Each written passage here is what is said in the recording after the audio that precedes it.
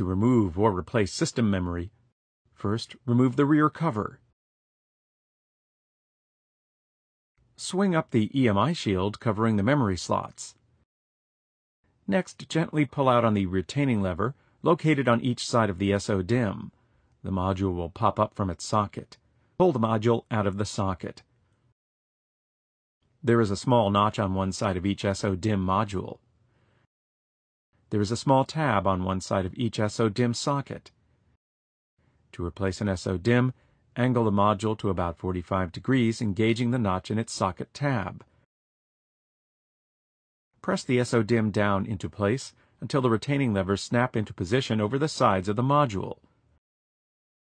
Align the bottom edge of the EMI shield over the memory slot cutout on the motherboard shield, and press the memory EMI shield into place.